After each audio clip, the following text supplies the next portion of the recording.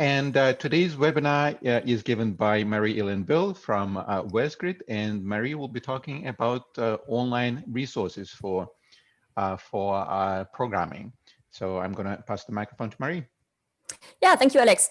Yeah, this morning is a very non-technical, very introductory webinar. So feel really free to unmute yourself and interrupt if you need. Just make sure to mute yourself again afterwards. But we can make this very casual because it's a particularly easy webinar compared to the classic webinars that WestGrid offers.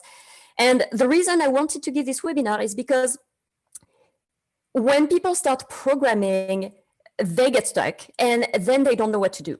And I help people often on Stack Overflow, or I've done it as a job before. And often people ask questions and I have no clue what the answer is. So both they and I are in the exact same situation that we don't know what the answer is. But while they're totally lost and stuck, very quickly, I can find the answer and give the answer to them. And it's not because I knew the answer. It's not because I have more programming skills than them, or that I have no memory. I entered programming late in life. I'm not all that knowledgeable. But when you know how to find help, how to interpret error messages, where to ask for help if the help isn't out there, you have a huge skill, extremely valuable, that will get you out of pretty much any situation. And this skill is not often taught in courses. And so because it's so valuable, I wanted to try to pass on as much of that as I can. So what do you do when you are stuck? There are two things, and those are pretty important. First, you have to look for information that is already out there, and then you have to ask. And it's really important to do it in this order and not the other way around. If you ask for help before looking, you will make a lot of people upset. The online community is wonderful. It's phenomenal. You have no idea the huge number of people who are thriving to help you and who can spend a tremendous amount of time helping you. But you have to follow a certain protocol. And if you don't, then you rub people the wrong way. And not only you're not going to get help, but you're going to get pretty hurt because the responses that you are going to get may not always be very kind. So first thing to remember, first look and then ask. So how do you look, since it's the first thing to do? One thing is to very carefully read any error message. Usually when you are stuck in a programming language, you are stuck because something doesn't run. And when something doesn't run, most languages give you an error. And those are overwhelming to people. And when they'll see a bunch of red stuff suddenly in the output, they freak out. And because they freak out, they don't actually try to understand what the error says. But the people who wrote languages, who wrote tools, they spend a lot of time actually writing those messages and have them output when you do one thing or another. If they have spent that time doing that, it's because it's to help you. It's to help you understand what's wrong. So don't see error messages as a doomed, an enemy, a calamity. See it as a very generous thing that people have spent time working for to help you. And so see them as a friend and read through them. Then, of course, you have to read the documentation. And a lot of it is already installed on your machine when you install a tool, but there's also online documentation. Another very key point is to make sure that you have up-to-date versions, because very often bugs or issues will arise when one part or another of your system is not up to date. Then, of course, Googling is one of the key things in finding solutions. And then that's a teeny bit more advanced, but you can also look up for open issues and bug reports, particularly if you use open source tools. And maybe what you're encountering is not an error on your end, maybe it's an error on the tool's end, but maybe it has already been reported. So I'll go over all these things to try to give you some idea of how to go about all of those points. So first, error messages, as I said, read them. And you have to familiarize yourself with the type of error message of the languages you use. When people learn programming languages, they often don't spend any time learning about the errors. And that's a mistake because errors are an integral part of the language. We don't want to see them, obviously. It's always bad news when we see them, but they're part of the language. And each language has its own syntax, its own definition, its own way to present errors. For instance, Python has syntax error and exceptions, and those mean different things. People also very often confuse warnings and errors. Whenever they see something red output on as a result of a command, they instantly identify this as an error and they freak out. But those are two very different things. An error is when the program did not run. Something failed, and so you do not get the output. So that's something that absolutely needs to be addressed. Something went wrong, and you have to really worry about it.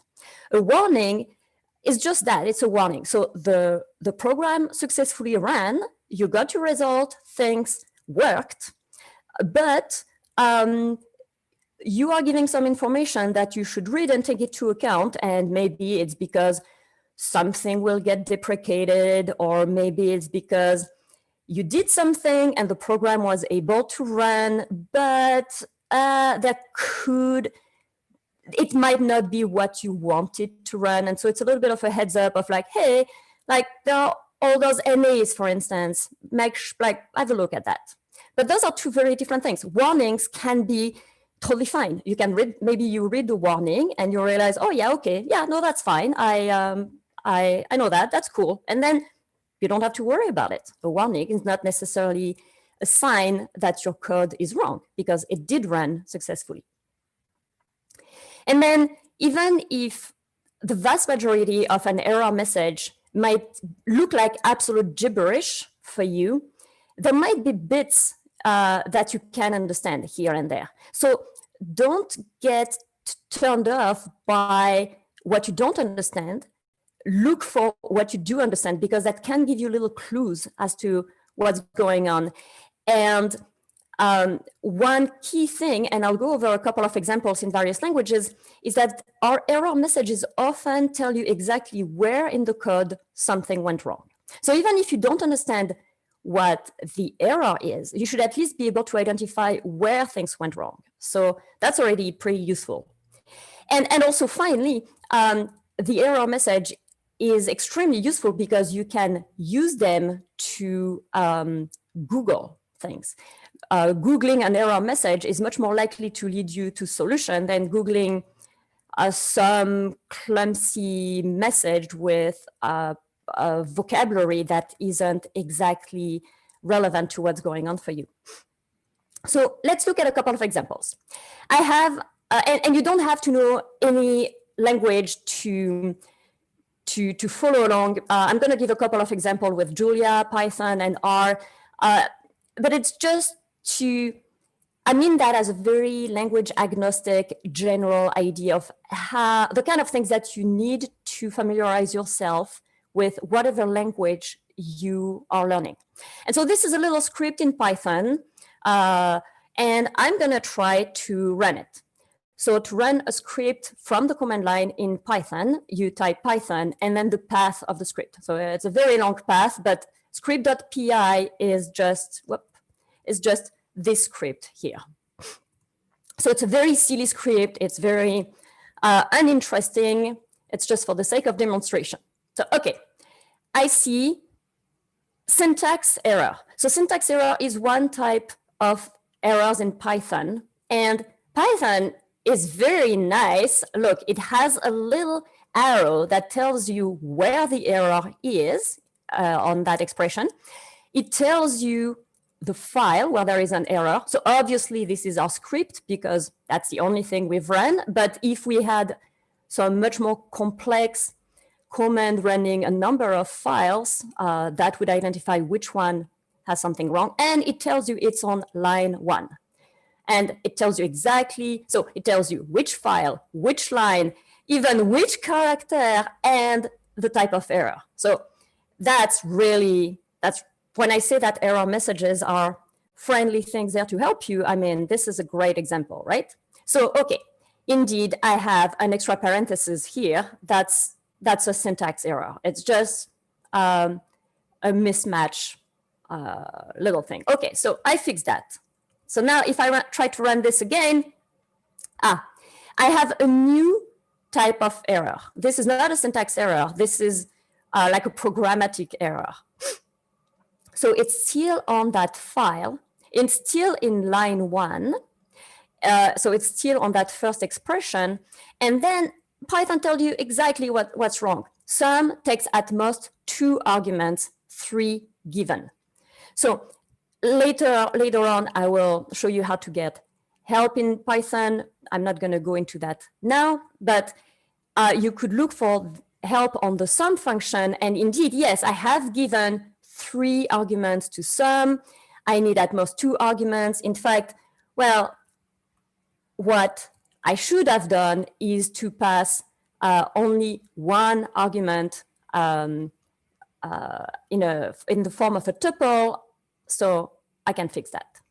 So now if I try to run it again, I get my first output. The sum of 2, 3, and 8 is indeed 13. And so the first line was to print that, and indeed, okay, I got 13. But right after, I get another programmatic error. So now it's on line 3.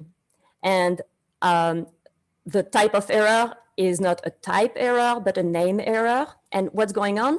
Name A is not defined.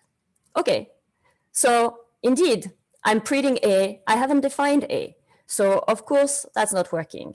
Now, if I define A, that should solve that. Indeed. Now, I have A, which was 3, that gets printed. So those 2 commands, the print here and the print there, are working. But there's still an error. Now it's on line 6.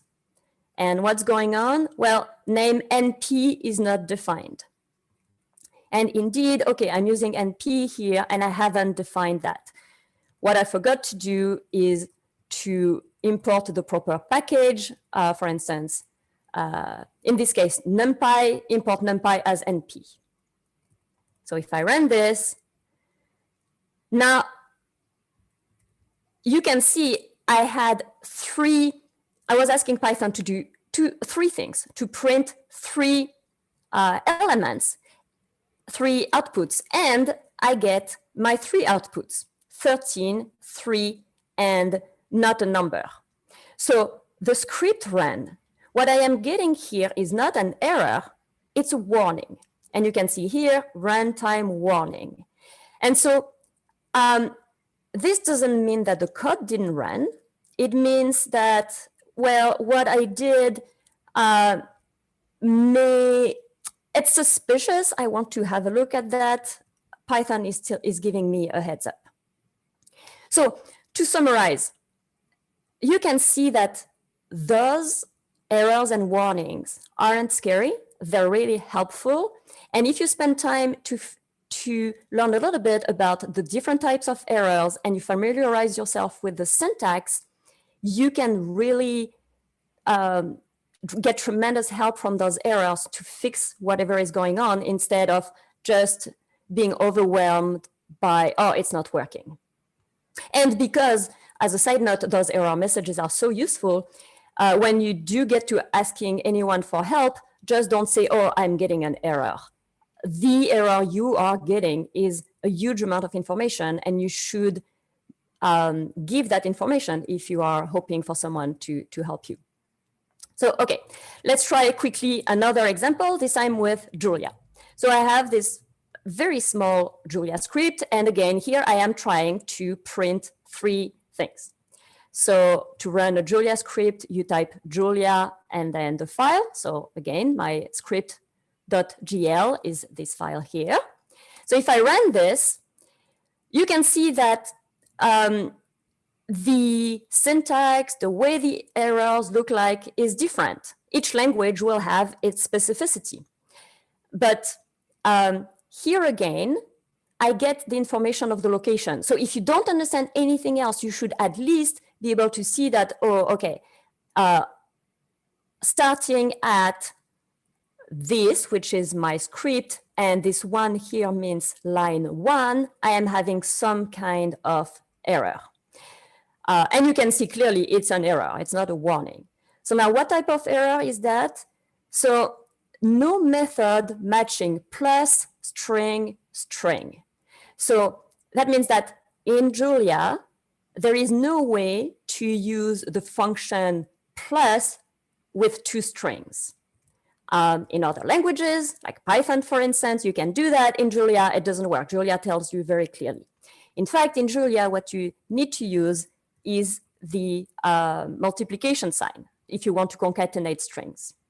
So if I run that again, my first output, AB, which was the concatenation of the 2 strings A and B, did work, right? I'm getting this output. But then again, I get an error. And this time you can see it's at line 3. Type of error, okay. Undefined variable error, A not defined. And indeed, same as earlier with the Python script, if I don't define A, of course, I can't print A. So let's define A. Now, if I run this, okay, I am getting an output for the first 2 prints, but then I'm still getting an error. This time it's at line 6. No method matching abstract float string. So what did I do at line 6? I was trying to turn a string into a float, and indeed, there is no method that allows to turn a string into a float. So probably what I wanted to do was to actually run this on A, and if I do this, I am getting, what am I doing wrong this time?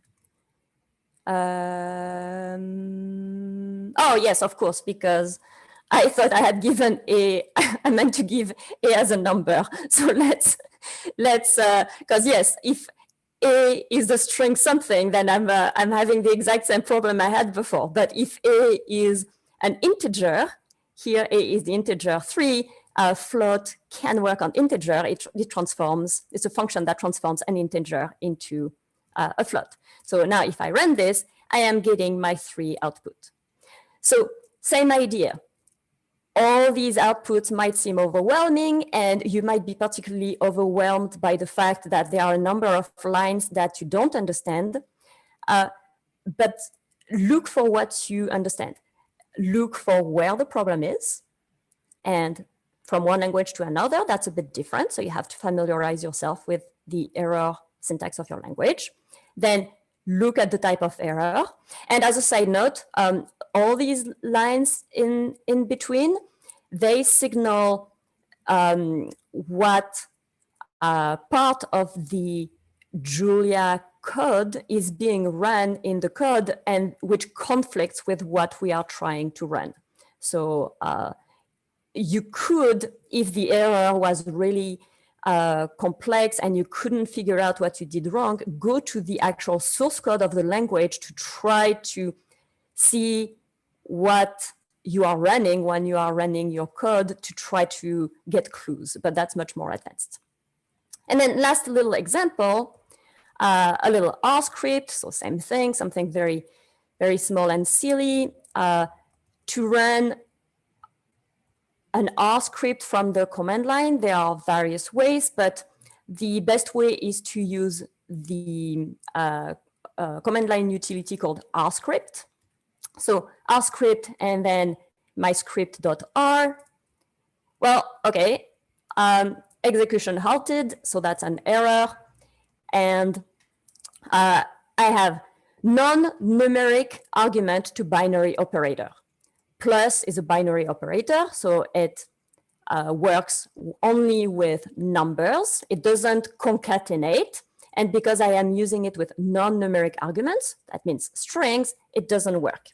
So unlike in Python, this doesn't work. And like in Julia, I cannot use the multiplication sign. R doesn't have that kind of concatenation syntax. What I have to use if I want to concatenate those is to use a function that's called past and past 0 to not have any space in the concatenation process. And that would be the R syntax to concatenate. So if I run this, oh, okay.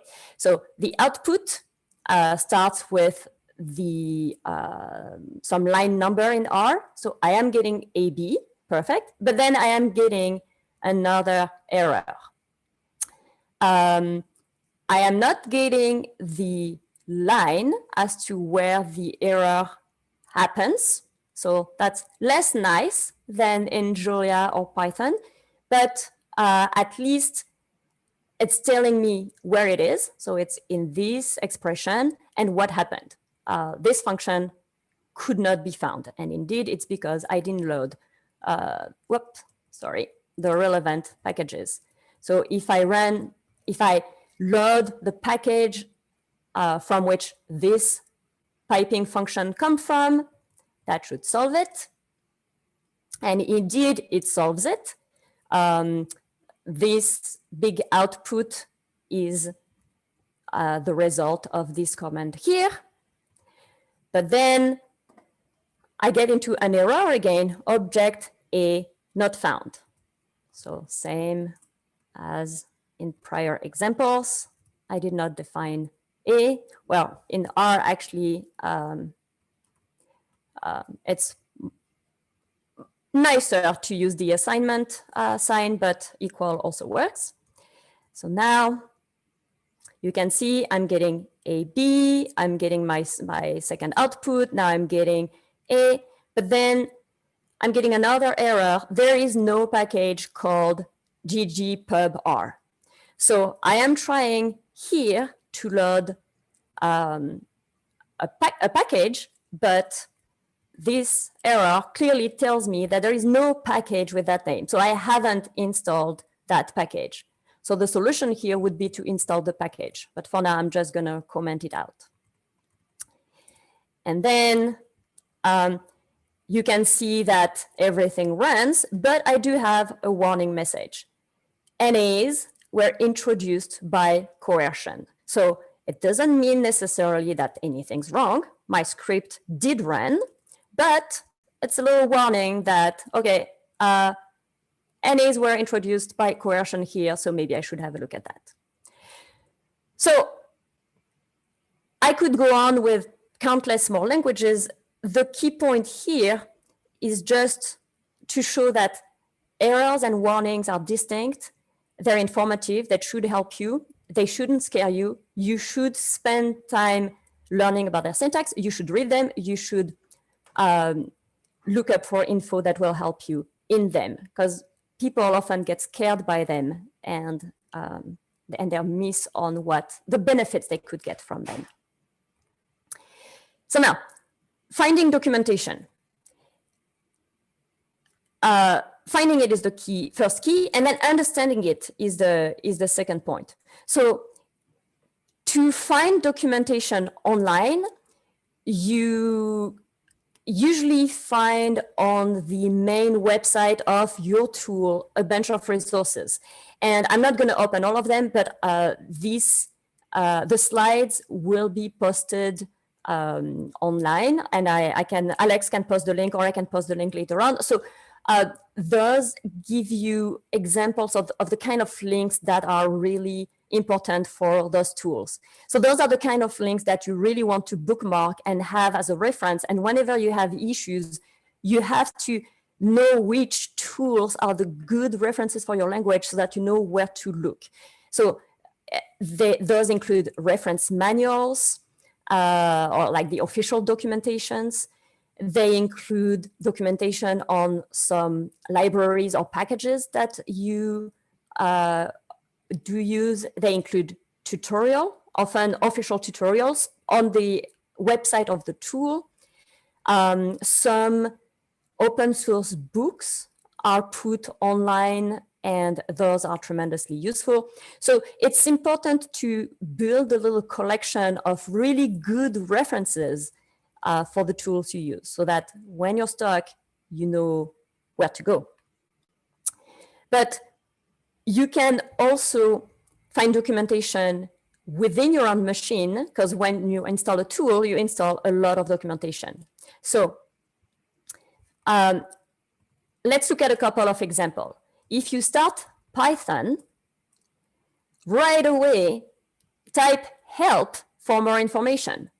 So if you want information on license or credits, you can also type those, but right away, it's there. Like this little top information, people don't pay attention to it, but again, it tells you what to do. So if you type help, then you get more information. Type help for interactive help, or help object for help about an object. So for instance, when we had an issue earlier about the sum function, we could have typed help sum, and we're getting some information.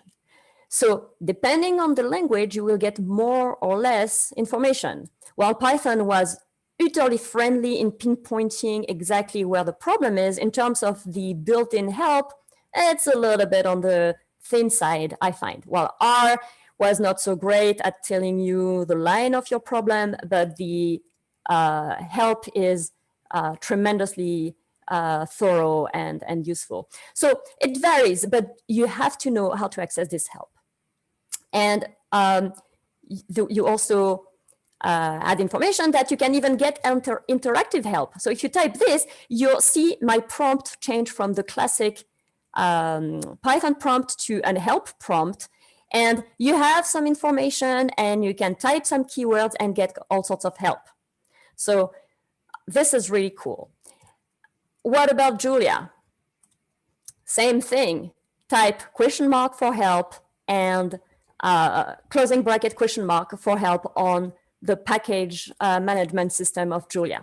So in Julia, if you type question mark, the prompt changes into the help prompt, and then you can type whatever object function you want to learn about, and you're gonna get some info. Again, from one language to another, there are variations, because Julia has many methods for functions. Depending on the arguments that are passed to a function in Julia, that function will follow one or another method. So some can in fact represent very many different methods. So you have some f itr, and then that's this, and you have a bunch of examples. But some with itr, that's something else, and you have some definition and example. But you can also have some with an array and dimensions, that yet something else.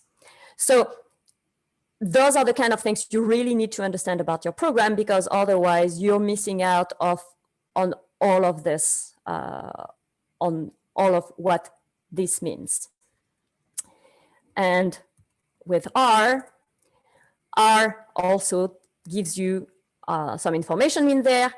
Help start will take you to the it's not gonna open it, maybe because I was in full screen, or will it? Oh, it opened, but in another browser.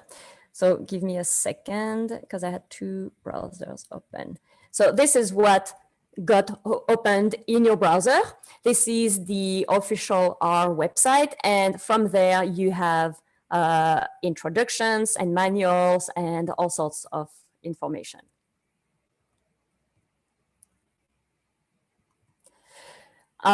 You can also type help for your local help. So this open something that very much looks like a man page with a description, usage. So the usage is very important, because it tells you for each function which arguments are in that function, which arguments have default values. It explains what each argument is. There is a big section with examples, and those examples can always be run directly. You don't need any specific data to run those examples. So the help documentation with R is absolutely phenomenal and very underused by new people because they don't spend enough time to accessing it and then understanding it.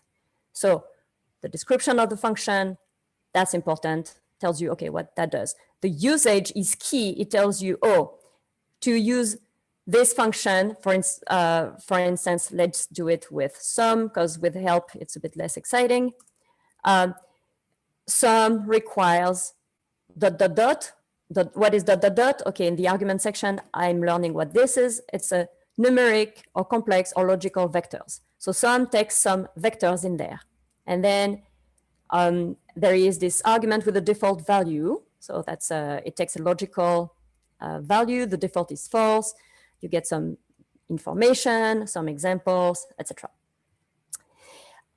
By the way, if you use bash, in bash, man is the way to access the manual pages. And that's also something that you should familiarize yourself with, because you're same thing. You have a description, you have the way to use the command, you have all the various options. Often at the end, you have some examples. So whenever you use a tool, you have to know how to access its help. And you also have to know how to understand this help. Now, having up-to-date versions. A lot of people get confused about what it means to have an updated system. There can be a tremendous amount of confusion, for instance, between an IDE and an actual program. R is a very good example for that. A lot of people use R in the very popular RStudio IDE. And so when people are told to update R, they update RStudio. Updating RStudio, update the IDE. And while this is important, you should keep your IDE up to date, it doesn't update R. So you have to understand what needs updated.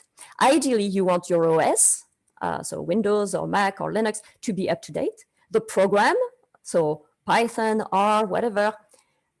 If you use any IDE, you also want to have that up to date. And then you also have to update your packages. And why is it important to keep things up to date? It's because new versions of packages might not run on an older version of a program and vice versa.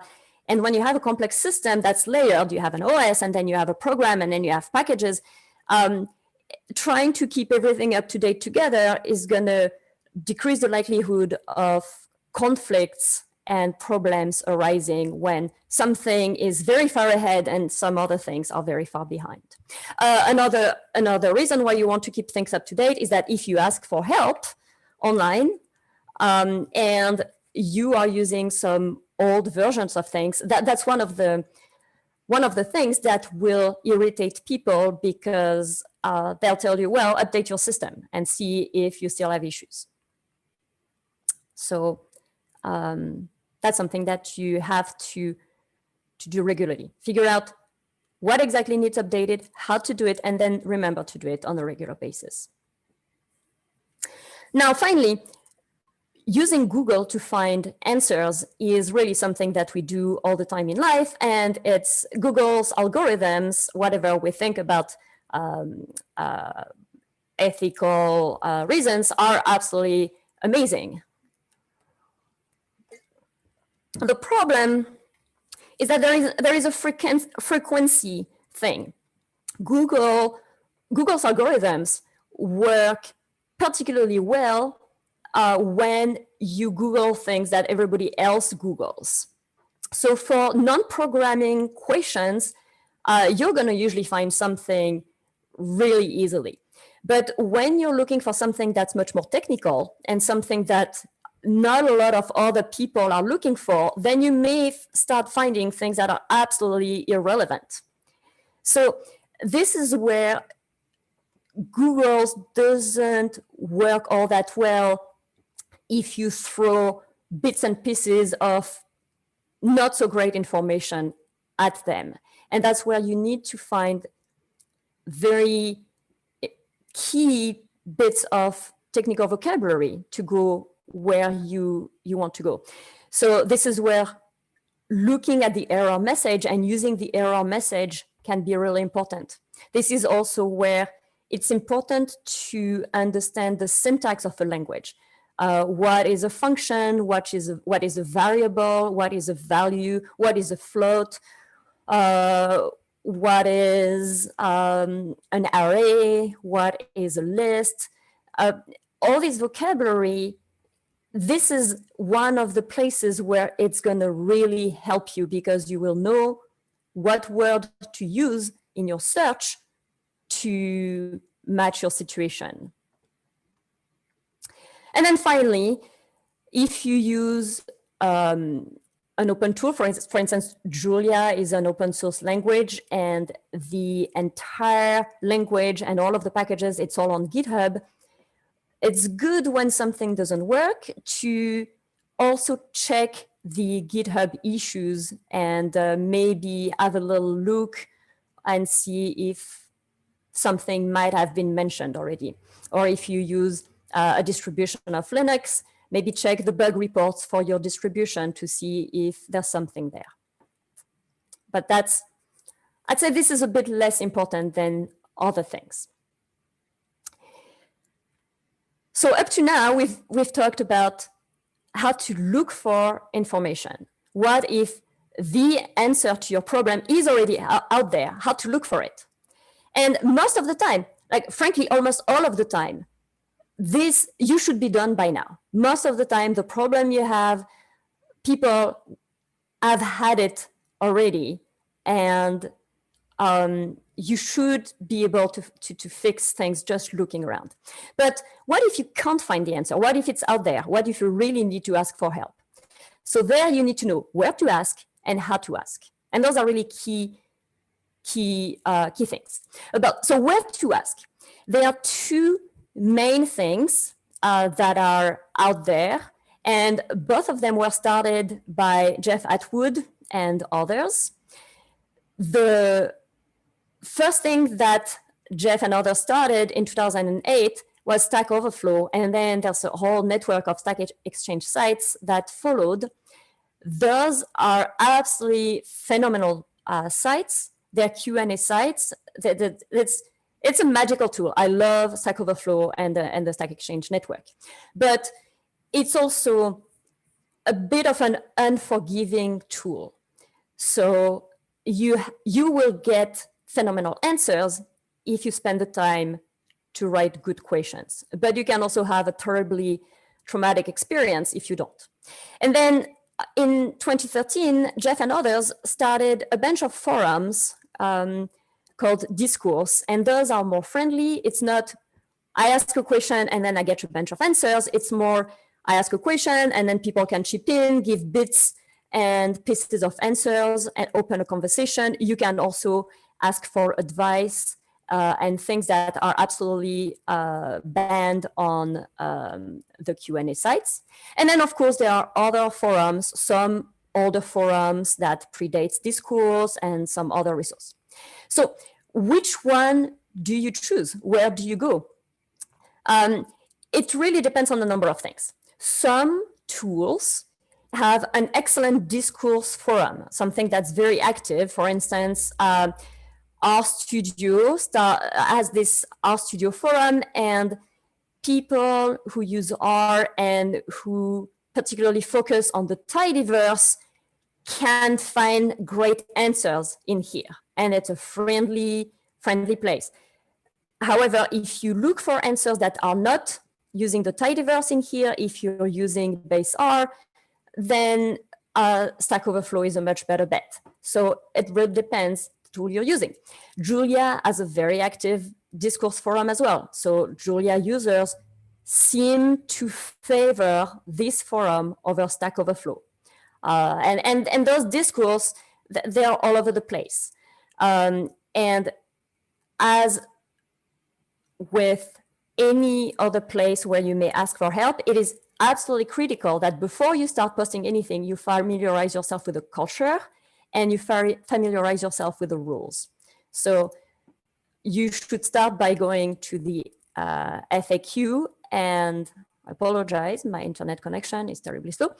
You have to see how this place works, the policies, the guidelines, and you will also find very useful information on how to use a reproducible example, how to ask a good question, tips for writing R-related questions, etc., etc.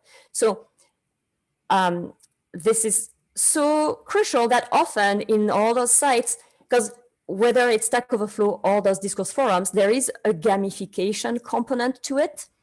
People will help you because it's fun, because it helps them learn new things as well, but they will also help you because there is this big gamification thing. Each user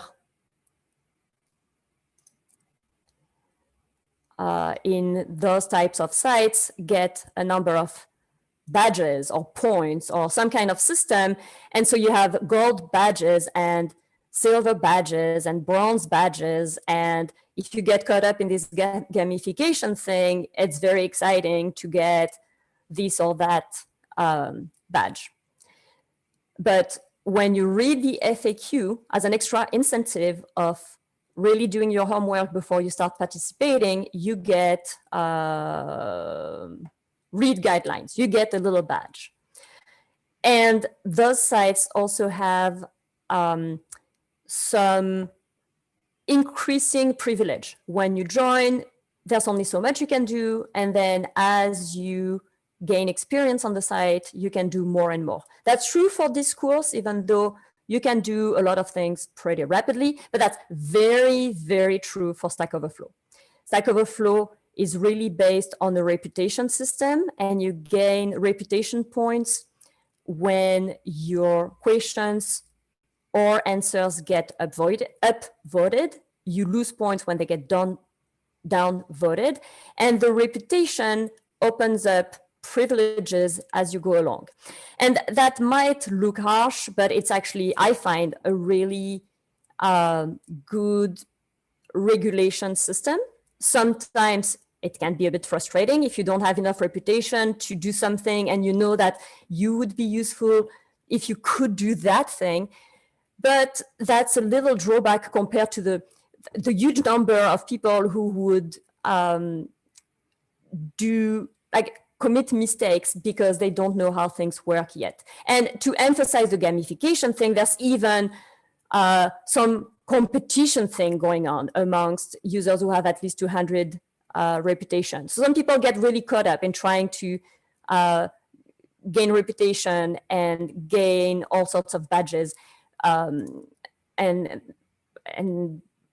up their profile. But this gamification, first, it's fun if you get caught up in it, but if you don't get caught up in it, and if you are on the other end, if you are receiving help from people who are caught up in that game, that's phenomenal for you, because people will fight, frankly, to answer your question the fastest or the best to get upvoted. And so if you spend time asking good questions, you will really get amazing answers. So the first thing you want to do here, as with discourse, is to learn about the site. So there is a tour, and as soon as you follow this tour, you actually gain a first badge, the informed badge.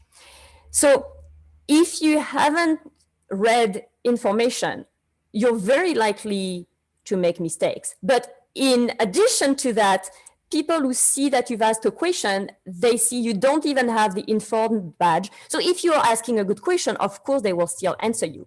But if your question is clumsy, that might make people all the more irritated at you. So first thing is to really read the instruction. So if you want conversation, something more laid back, go to discourse. If you want answer for a very specific targeted question, go to Stack Overflow. If you're very intimidated, if you've never participated to any online technical thing, maybe start with discourse because it's much more friendly. If depending on the tool you're using, whether there is a very active discourse forum for it or not, go with one or go with the other. One thing though, do not cross post. You pick one, you post in it. If you absolutely do not get an answer after a certain amount of time, then maybe you can post in the other and cross-reference the answer. But cross-posting is really, really frowned upon, and you will get told off if right away you post on various sites. Because a lot of people visit several of these sites, and also you don't have to have two different people work at answering your question. You just need one answer, so post in just one place. The Stack Exchange site network is a big network, and which site you post to also matters. If you post question in the wrong site, it will get closed and moved to another site.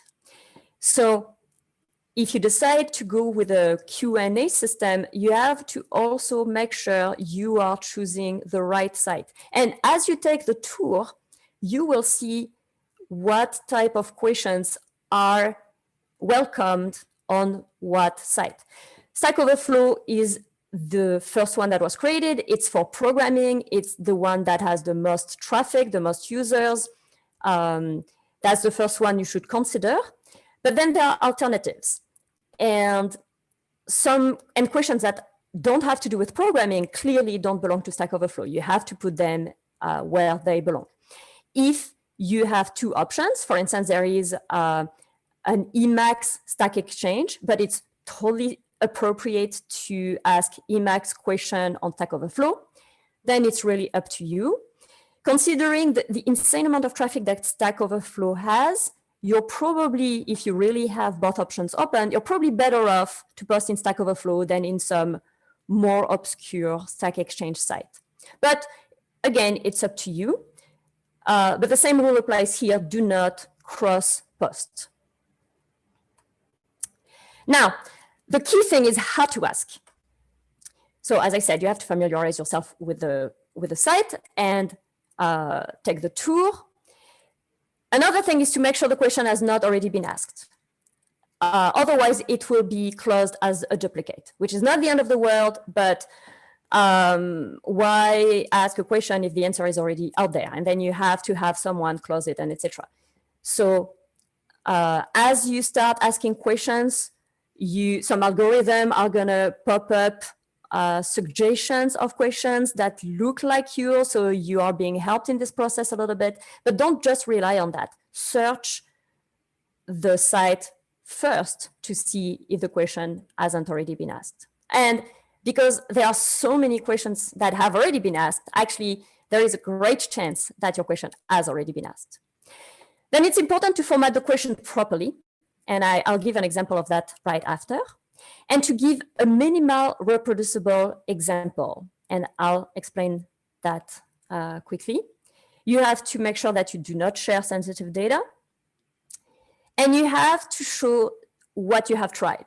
If you ask a question, people will get, yeah, okay, what have you tried so far? Or you'll get comments such as, well, Stack Overflow is not a consulting agency to solve your problems. So it's an online community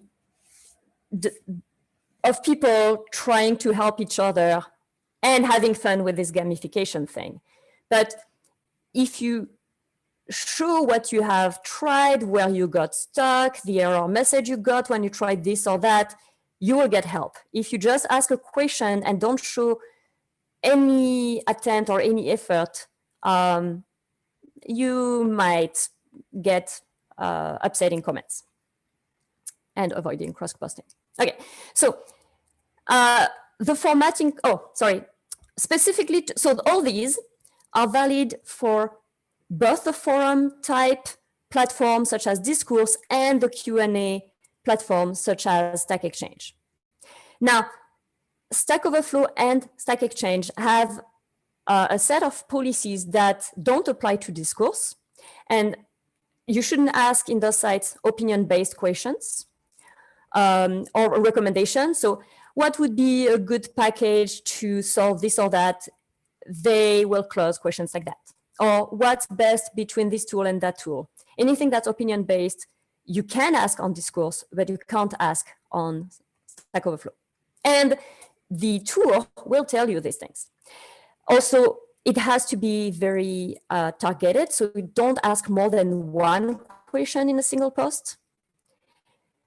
Maybe a bit less important, but checking your spelling, your grammar, punctuation, capitalizing sentences really help. A lot of people, when they're new, start with hello, hi, and end up with thank you so very much and the signature. That's not the way they want these sites to run. And while it may be counterintuitive in a culture that favors politeness and friendliness, it may seem very harsh, but think about it from another angle. When you have a problem and you Google your problem and you find a post that answers your question on Stack Overflow, you're probably very happy to see a nice, clean question and a nice, clean answer. It's just great. If the information is there, but it's buried in the middle of, hi, my name is so-and-so, and could you please help me with that? Thank you so very much. I really appreciate your time. It's just all this noise makes the whole thing less nice for future users. So that's why the site tries to have this big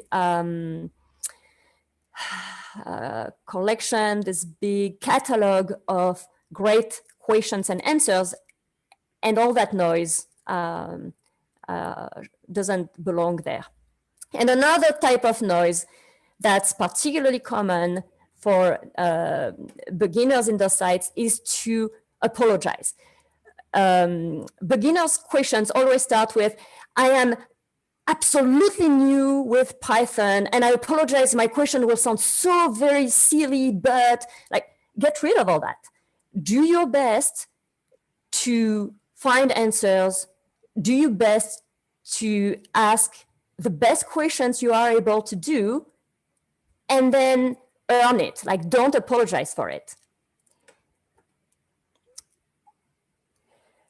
Formatting the questions. Sorry, there's a quick question, Yes? Marie, in the chat about Discourse. So Discourse by itself is a tool, but how do you find the right channel, and whether you can recommend any channels perhaps? Sure. So yes, indeed, Discourse was this open source tool started by Jeff and others, and then a lot of tool users have used Discourse to build some specific forums. So one good place would be to look at the main site of your tool. For instance, if you take the example of Julia, is that the main Julia site? Maybe I have it bookmarked there. Yes. If you, taking this just as an example, when I mentioned that you have to, when you start using a new tool, build a collection of good references for the tool, Discourse forums is one of those things you want to look for. So here there is a community tab, and Discourse is advertised right here. Stack Overflow with the Julia tag is also advertised, but a bit further down because Discourse is very big in Julia. So you can, of course, Google, and you may come across those forums by chance, but you can also find reference for these in the main tool page. But it's different in that respect. Discourse is different from that perspective than Stack Overflow, because Stack Overflow has this very well integrated network. And so when you are on any Stack Overflow site, you can look for other Stack Exchange communities. So if you're interested in, I don't know, guitar, you can see whether there is a Stack Exchange on guitar. As far as I know, Discourse doesn't have such a centralized repertoire of all the forums. So you'll have to find it through some other ways. So old school forums rely on various markup languages, for instance, BB code. And Stack Overflow initially relied on something very similar to BB code. But with the recent insane popularity of Markdown, the vast majority of sites now, and that also includes Stack Overflow now, use Markdown to format questions. So you have to learn Markdown or the relevant code before you ask a question. And this is a typical question that would get instantly downvoted on Stack Overflow. If you enter something like this, and I apologize, it may show up very small in here, but this is what it will look like. And if you post something like that, it's just nightmarish and unreadable. Well, if you remove all the howdy and thank you very much and I am new to R, like if you remove all the noise and then you use Markdown to format things, you give more information about which package you are using, you use the proper formatting, this is what it will look like. So when people are hunting around for fun questions that they want to answer, if they come across something like that, frankly, they will probably just not even read it, downvote it right away and move on. So if you start with something like that, you're going to get downvoted, you're going to decide Stack Overflow is just this horrible place, you're going to have a bad experience, and that's going to be the end of it. Well, if you come up with something that's nicely formatted, people will read it. And maybe it's not a good question, but at least people will wonder whether it is a good question or not. So some people have to leave, and I apologize. We're almost done, but I am late. We were supposed to finish at 11. So yes, if people need to leave, please do so. I will post the link where you can find this. So give me just one little second. I should have opened it, but I will post it. So there is no PowerPoint. It's a Reveal.js presentation, but it will remain online. So you can, thank you. Perfect. Thank you, Alex. Right. So it will remain there. So you cannot download it, but it will remain available to you. So format things properly with Markdown. But that's still not good enough because this was actually a duplicate. And so even if it looks good, was still not good. And that's why you really have to do some homework before you post a question on this site. And that's fair. When you ask for help, you are asking other people you don't know, for their time. Even though they may get reputation point or get something out of it, which is why they do it, you're still asking people a favor. You're asking for their time. So it is quite respectful that you would yourself be putting the time first. So that's fair. That's quite fair. And then a very important thing is to ensure that the person trying to help you will be able to run the code. So a minimal reproducible example is something that you have to really read about. And there are links on Stack Overflow and on many sites, including this RStudio Discourse forum, that really give you great example. But what it means is that if someone reads your question, they should be able to copy past your code and run it. So if you are using packages, that has to be part of the code. Loading packages has to be part of the code. You cannot use data that is on your machine because people trying to help you will not have access to that data. So you have to create a toy example, you have to use data that is already available within the tool, because many languages come with toy data, or as very many data sets that get downloaded whenever you install R, and those are really great to use to create your minimal reproducible example. Or you have to simplify your own data to keep it to the absolute minimum that runs and reproduce the error. And then you have to output it in a format that can be copied and pasted. So dput, for instance, in R is a little tool that will turn your R objects into some ASCII character that can just be pasted to recreate the object. So that's something in R that you can use. Each language has ways to turn little snippets of code into reproducible example, and being able to create those are a very important skill. And on top of it, as you create your minimal reproducible example, you are very likely to find what the problem is, because you will, by looking at where exactly the problem is, by removing all the things that are unnecessary to reproduce the example, you will actually do the first step, which is to pinpoint where the problem is. And that is the first step to finding the solution. So as you prepare your question, actually often you will find the answer and you won't even have to post the question in the end. If you are using a tool that doesn't come with data sets, if you want to create a toy data set, functions that can be really useful are questions that allow to create random data, or series, or repetitions, so that you can quickly create a multi-dimensional array or a data frame with a couple of variables without having to enter a bunch of data manually. You can automatically generate a bunch of things.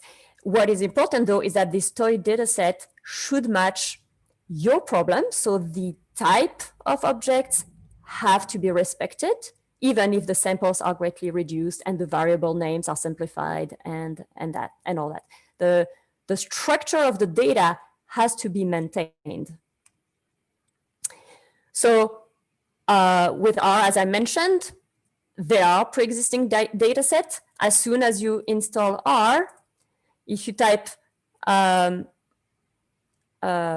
iris, you will get information on the iris package, and you don't have to download anything to have this available. So any example using iris, anybody else having R will be able to reproduce it. So those are really, really good to use in this situation. And because there are many types of data sets, pick the one that has the structure and the type of data that matches your situation.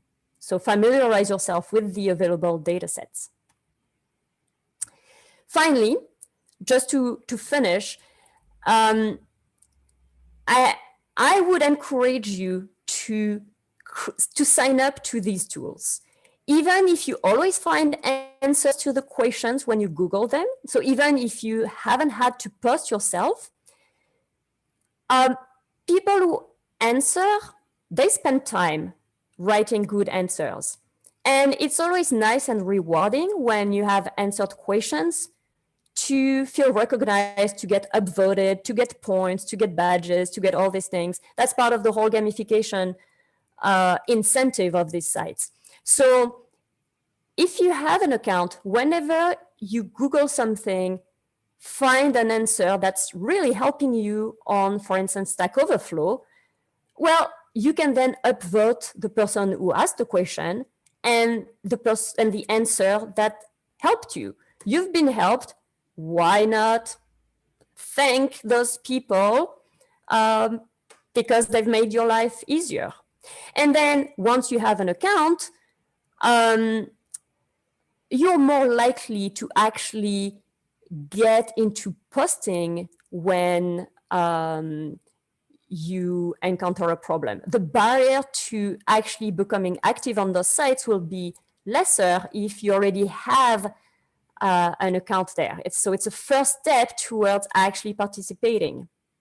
And really, I mean, sometimes things can get a little hurtful online, and so that includes technical platforms. Sometimes you post a wrong answer, or you can get downvoted, or you can have a comment that's a bit unpleasant. Like sometimes, yeah, it can be a little hurtful, but the vast majority of the time, this is really useful. This is really great. It's open source, it's free. Stack Overflow was created as a response to a site that still exists. I forgot what it's called, but that is very expensive to get help from the programming community. So it's the philosophy behind it, I think, is great. And so becoming part of that community is kind of rewarding in some sense. And then when you start becoming more active, maybe you will want to start answering other people's questions. And answering questions is really an amazing way to learn a new tool. So yeah, that would be my last word, to just get out there and give it a try. And if you have a few bad experiences, don't let that scare you away forever. So it's a bit late now, but I wanted to mention that we are in the middle of an autumn school, and the registration are closed, so you cannot join, but the material is online. The sessions and the recordings are only available to people who have registered. And as I said, that's too late for that for this time around, but we'll offer more in the future. But a lot of the resource is available to anyone. So you can find some information that might help you get started with some tools by following what we've been doing there. And I see, yeah, let's not relativize toxic online behaviors. Yes, of course. I don't want to relativize, but what I'm trying to convey is that if you, and I'm not talking about other types of online places, but for these particular tools, some people can be harsh, but if you spend the work and the effort before you ask questions, frankly, it can be extremely rewarding. I've been active for, I don't know, 3-4 years now. I got downvoted twice. Once I thought was really unjustified. The other time was because I was not asking in the right platform.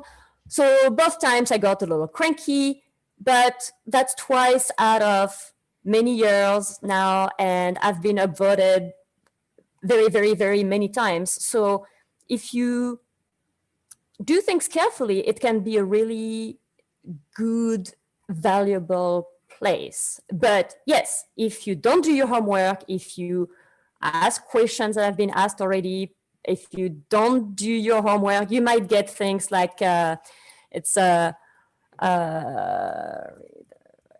oh, I'm in the wrong window. Things like that. Okay, I apologize for finishing late. If people want to unmute themselves and ask question, please do so. I'm happy to stay as long as needed. Of course, those who have to leave feel very comfortable leaving. But I hope some of you will sign up to Stack Overflow and whatever discourse forum may be out there for tools you use, and that you will get into learning the syntax of the errors of the tools you use and the syntax of the help message, and I hope you've gained a little bit of something, even though this was extremely non-technical. So yeah. waiting Yeah, for thank you very questions. much, Mary. Yes, any questions, feel free to unmute yourself or type into the chat. So I answered several questions in the chat so far, so I don't think there's Yeah, anything not I answered have no right idea now. Mhm. what was in there No, actually, I was because monitoring. So yeah, I think we addressed everything. okay. Yeah, one Okay, thank question, you I very mean, much, the very Alex. first question is actually, it was quite complex. So the Mm-hmm. code is not converging or not giving the right answers. So how can I solve this problem? And this is unfortunately something that is not really easy to solve. So, I mean, the solution, I just suggested the workflow. So you should, I mean, so far the problems that Marie showed, where you try to run the code and you get an error message or etc., they're kind of easy to solve because you just go through the error Absolutely. messages, you look at the lines, etc., etc. But very Mm-hmm. often you write a code and the code just doesn't work as expected. I mean, it works, but it doesn't converge, it doesn't produce the right results, and then the answer can be very difficult. So the most general answer is, yeah, you should start from something that much simpler that works. So if, for example, you implemented a new method, and let's say on gradient descent or something, you implemented a new method and make sure you start with a problem that works, and then slowly modify it and adapt it until it matches your problem. But at each step, just make one change and make sure it still converges, make sure it still gives you the correct results. I mean, there's no other solution, right? So if you write a big code and you never tested this code and the code doesn't work well, so. And that's exactly why creating a minimal reproducible example often leads to the solution, because as you do that, you do the exact reverse process of what Alex just said. You have this very complex code and for some reason, it's not working. So you want to trim it, reduce it to the absolute maximum to make it as simple as possible with as little data, as few variables, as few bits as possible to still have it reproduce the error. And so in that process, you will slowly pinpoint what's wrong. And yes, as Alex said, ideally you want to do things the other way around, start with something very simple and build up from it as things work. But if you already have something complex, as you create your reproducible example, you're gonna doing the reverse process will often be very useful. Yeah. But yeah, no, yeah. Oh no, go ahead. No, yeah. Like of course, the examples are presented were utterly trivial. It was just to show little examples of the kind of errors that can be output by various languages and how it's not just gibberish, and it can be it is meant to be useful. All right, well, thank you very much, Marie. Thank you everybody for attending. So I just pasted into the chat the link to our training materials website, and the recording of this talk along with a link to the slides will be posted there. So thanks everybody. And then the next webinar is going to be in 12 days on Wednesday, November 25th, I believe. So we're going to be talking about the topological toolkit and how to use it from peer review. So thanks everybody, and we'll see you in a couple of weeks. Thank you very much. Bye.